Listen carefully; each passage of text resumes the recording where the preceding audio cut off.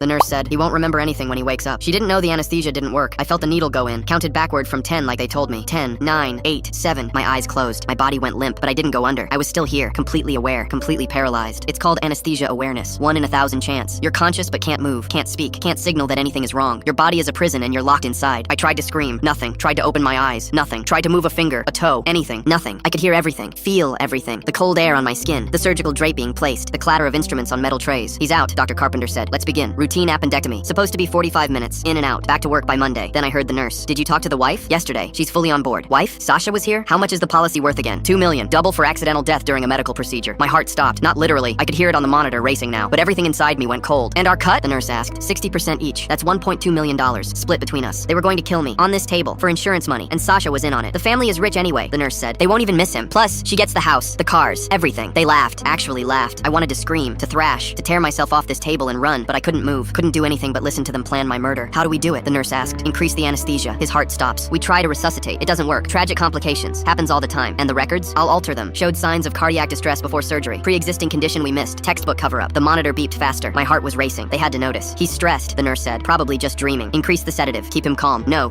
If they gave me more, I'd actually die. I'd slip under and never come back up. I focused everything I had on my left hand. Every ounce of energy. Every thought. Move. Nothing. Move. Nothing. Ready? Dr. Carpenter asked. Ready. I heard the syringe. The tap of a needle against glass. Move. Please. Move. My finger twitched. Once. Tiny. Almost imperceptible. But the anesthesiologist saw it. Wait. I focused harder. My whole hand this time. It moved. Lifted an inch off the table. What the hell? My arm. I could feel it coming back. The paralysis wearing off. He's waking up. That's not possible. I gave him enough to... I opened my eyes. Dr. Carpenter was standing over me. Syringe in hand. Face frozen in shock. The nurse dropped her clipboard. I couldn't speak yet. My throat was still paralyzed, but I could move my arm. Could point. I pointed at the ceiling. At the camera in the corner. The one connected to the hospital's cloud server. The one that recorded everything for liability purposes. The one they forgot about. I mouthed one word. Recorded. Dr. Carpenter's face went white. He looked up at the camera, then back at me, then at the nurse. We need to... The door burst open. Security. 2 officers. And behind them, a man in a suit I recognized from hospital administration. Dr. Carpenter. Nurse Chen. Step away from the patient. This is a misunderstanding. We monitor the surgical feeds remotely. We heard everything. Everything. Every word about the insurance money. The murder plot. Sasha. They cuffed them right there in the operating room. Dr. Carpenter didn't resist. Just kept staring at me like he couldn't understand how I was awake. The nurse was crying. It was his idea. I didn't want to save it for your lawyer. They wheeled me to recovery. A different doctor. A different nurse. People I could trust. My voice came back an hour later. The first thing I said was, "Where's my wife?" They found Sasha in the waiting room, playing the worried spouse, dabbing fake tears with a tissue. They arrested her in front of everyone. She looked at me as they dragged her past my room, confused, betrayed, like she couldn't understand how I'd survived. I just smiled. 2 months later, I testified at all 3 trials. The anesthesiologist confirmed what happened. A rare reaction that left me paralyzed but conscious. 1 in 1,000 chance. 1 in 1,000 chance that saved my life. Dr. Carpenter got 25 years. The nurse got 15, and Sasha got 20. But the best part was watching her face when the prosecutor played the surgical footage, and she realized the husband she tried to kill had heard every single word, including the part where she called him boring in bed and worth more dead.